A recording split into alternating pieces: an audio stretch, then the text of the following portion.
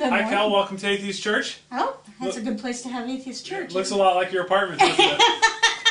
Well, that's good. It makes me feel comfortable Yes. at home. I'm here with my special guest today, Cal Munger, who is a writer with a weekly newspaper called the Sacramento News and Review.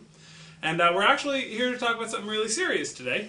Cal, you've been doing a lot of research into a law that's being proposed in Uganda. Yes. This would be it's actually titled A Bill Against Homosexuality.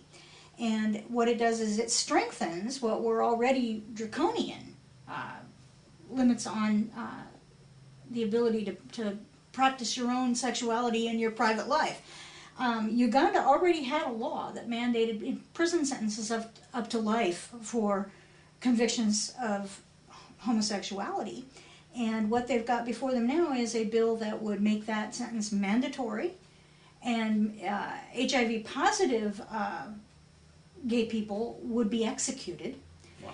What's more, it adds to this bill, this new bill against homosexuality, adds penalties of 3 to 10 years imprisonment for anyone who provides support to gay people or who fails to turn them into the police. And they're using AIDS, HIV hysteria, but the support that they're outlawing is going to affect a lot of groups that are actually helping to fight the spread of AIDS.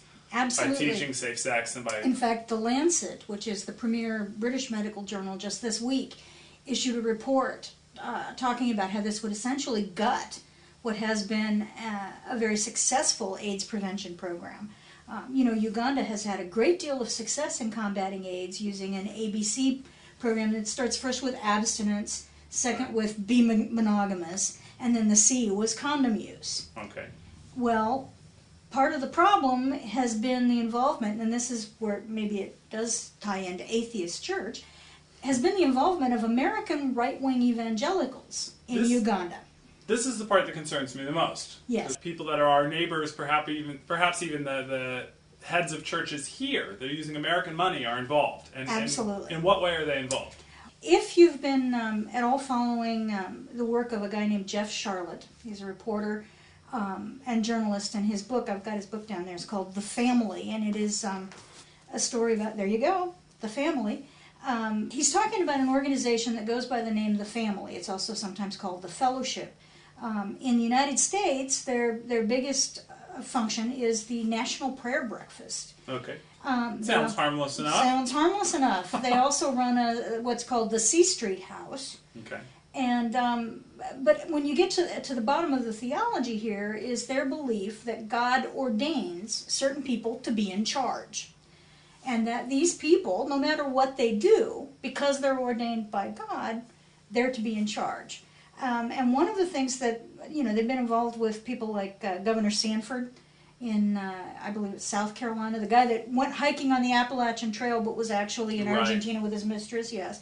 They've been involved, another member is Senator John Ensign of Nevada, who's under a lot of fire for paying off his mistress and her husband both to try and, who were also employees of his senatorial office.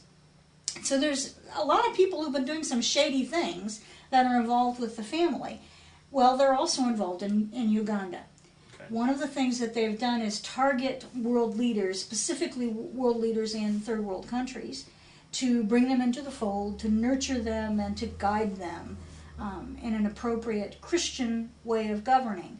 And some of those people include leaders in Uganda. Museveni, the current president of Uganda, has been involved.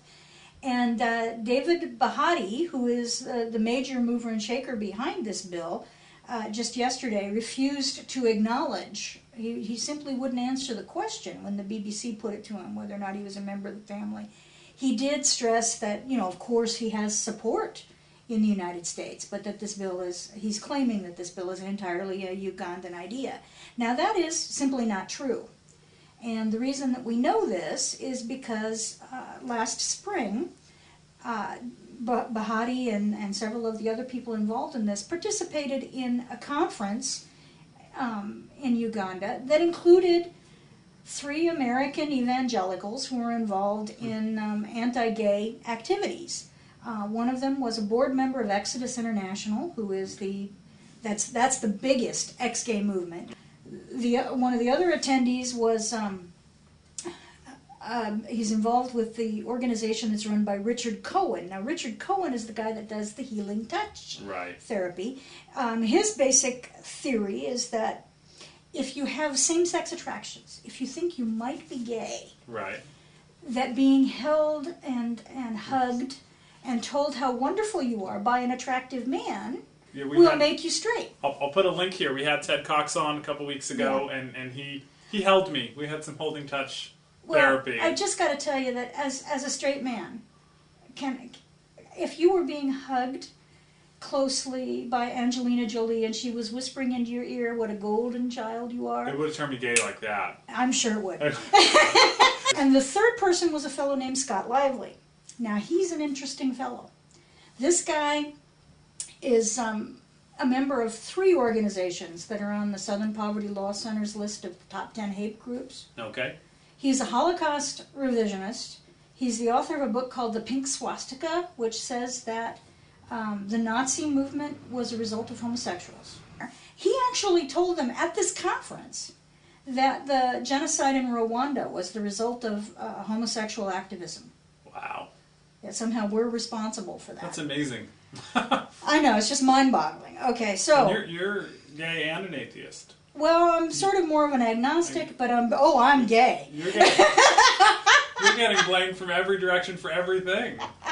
I'm also part of the liberal media elite. Yes. Uh-huh. You're really evil. I am. It's just an honor to sit by such evil and to have you on Atheist Church. Well, and then on top of that, I look more like the Buddha than just about any woman you know, right? The total laughing Buddha thing. Is that how you ended up married to a Buddhist? That's how I ended up married to a Buddhist. She saw me and I looked like I belonged on the mantle. What about, I've heard Rick Warren linked to this. Is that valid? Yes, that is also, although he's actually in some trouble. Bahati criticized him for sending a pastoral letter urging them not to do this bill. But Rick Warren has been very involved in trying to make Uganda a purpose-driven nation. Incidentally, he's also been trying to make Rwanda a purpose-driven nation, and next week they'll be voting on an anti-gay bill that would imprison homosexuals for up to a life sentence. Jim Burroway at Box Turtle Bulletin is the guy that has documented most of Warren's involvement. And he's been pretty busy with trying to dismantle the C part of the ABC anti-AIDS program that was working so well. Condoms. Condoms, yes. Yeah. Bad.